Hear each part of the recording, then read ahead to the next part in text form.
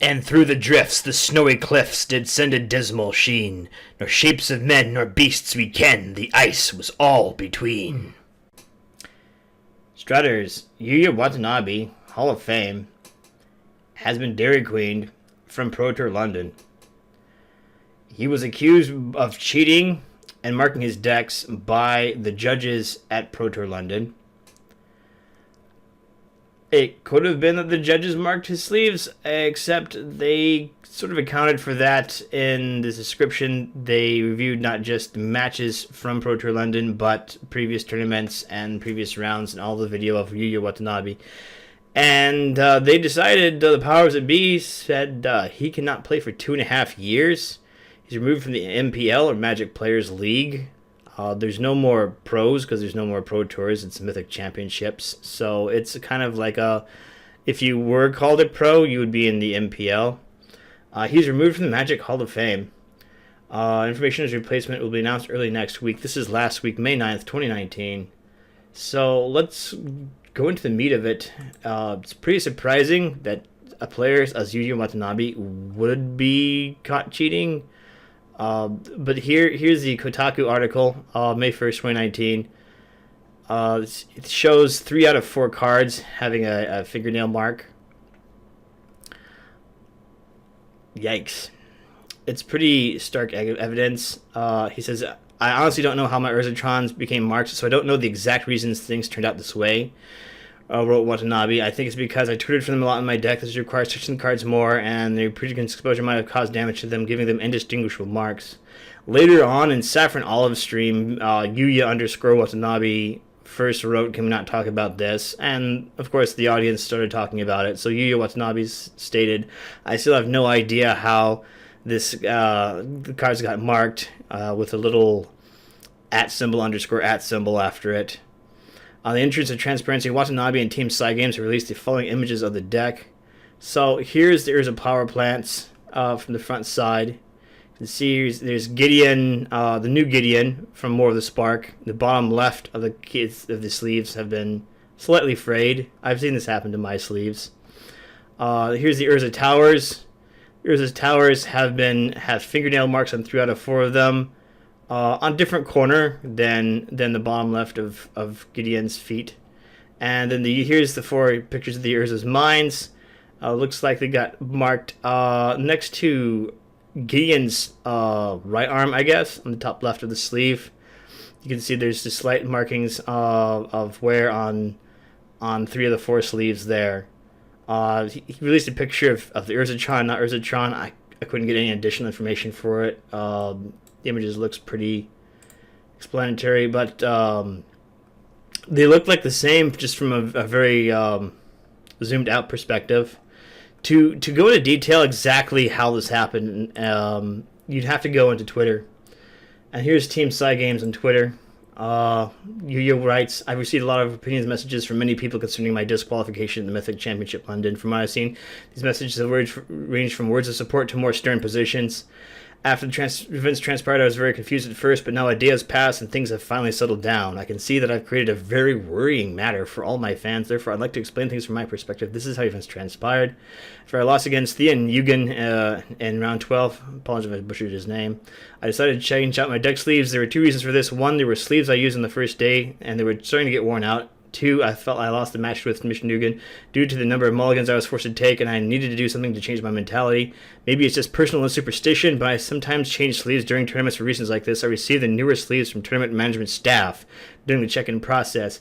This is something I didn't know happened in newer Magic the Gathering, that they actually give you sleeves. My personal collection of sleeves was 2,000 black sleeves and 1,000 blue sleeves, and it lasted my entire career. So seeing like War of the Spark era sleeves from like specifically Magic the Gathering is actually a new thing for me. So later I had my deck checked when facing Mark Jacobson in round 14. When my deck was returned to me, the judge said there's no problem. And I thought, great, there's nothing wrong with my deck, and proceeded to play with both rounds 14 15 without understanding. End of round 15, George Ricardo told me I wanted to check the condition of your deck, so I handed it over.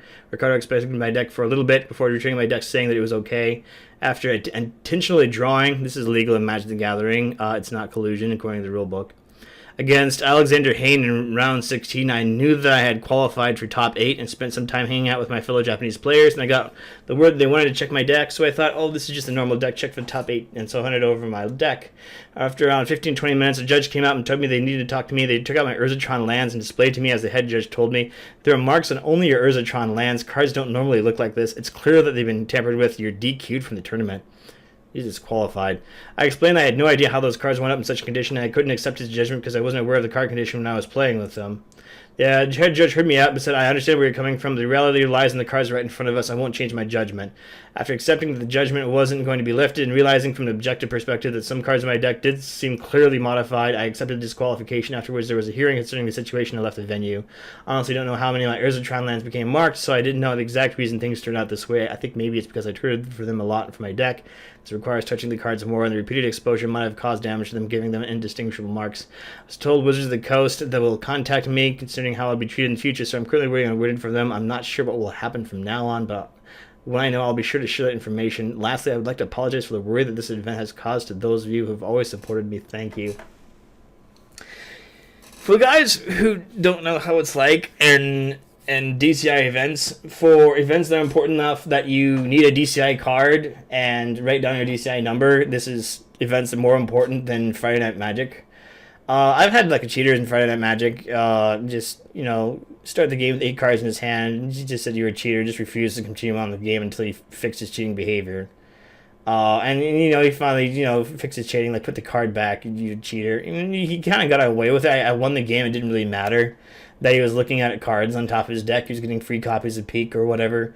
I didn't really expect the game state, and this is Friday Night Magic. Like, first place gets 5 packs at my Friday Night Magic.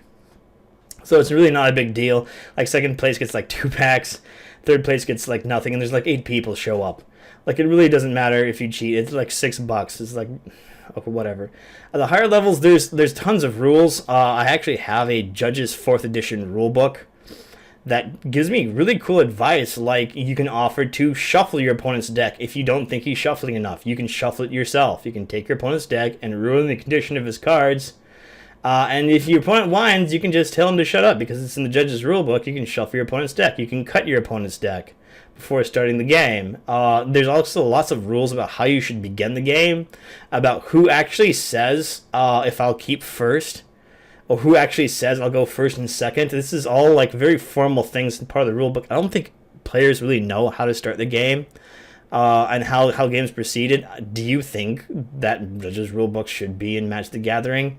My position on this, I won't go too much on whether I think Yuuya Watanabe is cheating or not. This is more of a news perspective. But if I had to give a position, I think like the situation should not have occurred at all.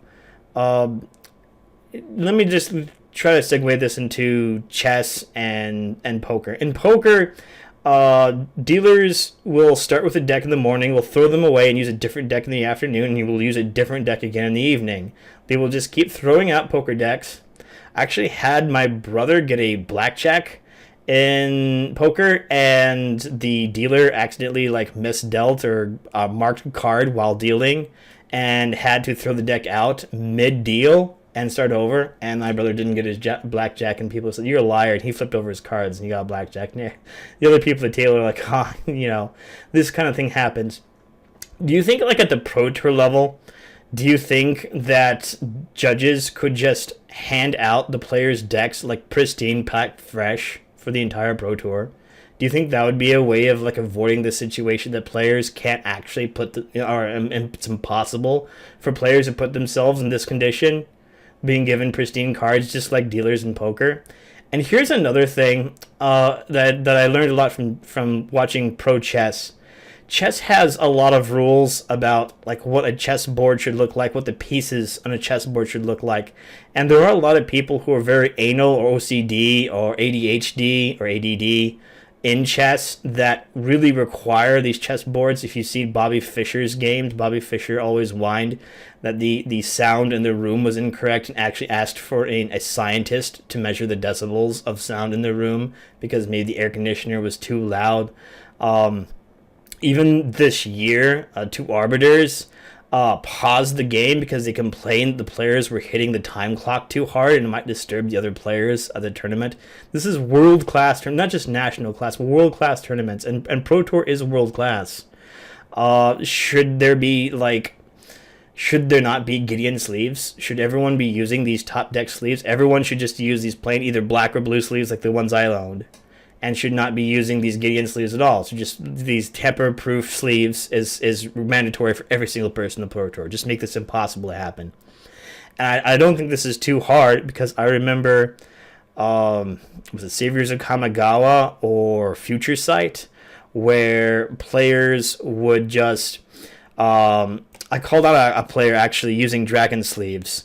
My Ultra Pro sleeves were in packs of 100. Around the time of Kamigawa or Time Spiral blocks, sleeves were being sold in packages of 50. And this was really evil because Magic cards were in groups of 60. It was okay for Pokemon cards, which were decks of 40. But Magic decks were groups of 60, so you'd actually have to buy two of the same 50 card packs in order to sleeve your entire deck of 60. And what made this worse is the dragons in those sleeves would have their eyeball would be very close to the top of the sleeve. I wish I had an example to show you. But what would happen is the sleeve would be cut such that it's possible that part of the dragon's eye would be cut, just kind of like some Magic cards get miscut, like just like a millimeter here or whatever. But anyway, the sleeves could be miscut so that you would know the difference between one pack of 50 sleeves from another pack of 50 sleeves.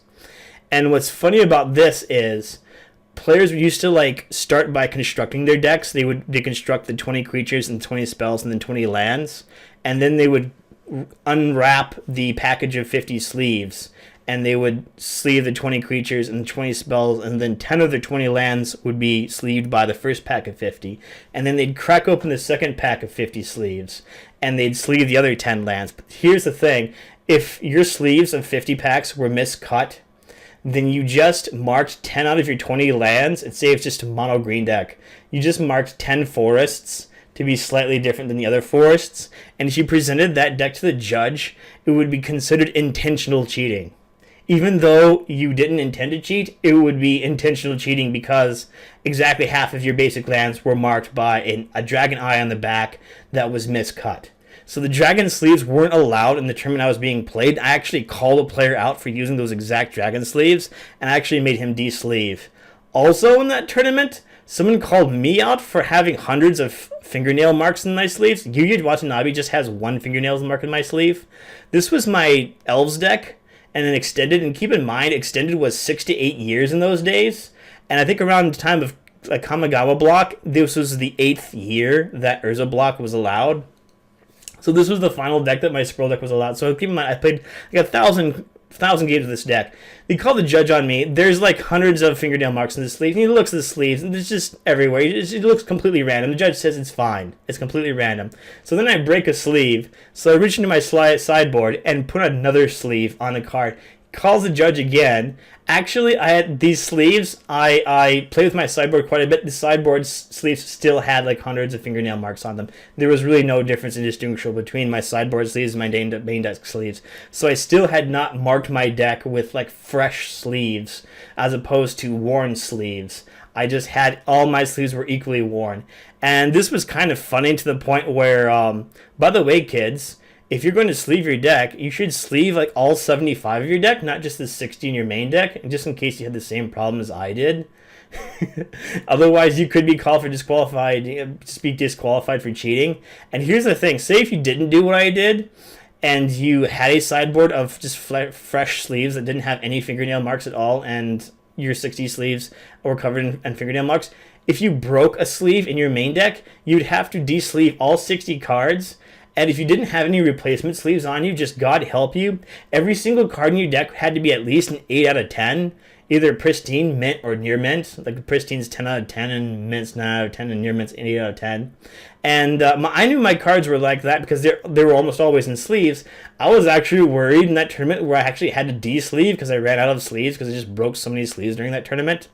I was worried that the Gaia's Cradle I had bought from the bazaar that day was actually not an 8 out of 10, and then I would just get I would have to replace a guy's cradle with like a basic force because it wouldn't be up to par, and we would get like a game loss or a match loss or something at least. Like this is what we're going through. Do you agree with me? What kind of ideas do you have? And if you want, you can just give your response in Yuuya Watanabe in the comments. Thanks for watching. Friends, Wall of Ice Cream has a Facebook page. Check it out and send your fan mail to Gmail or ideas for new content. And see my previous videos at Yuuya. Not Wall of Ice Cream yet. Getting to 100 subscribers and I'll change it to Wall of Ice Cream. Or you can come play with me on PlayStation. My username is Wall of Ice Cream, and see me on Twitch, Wall of Ice Cream. I might be there on Sundays. Thanks for watching.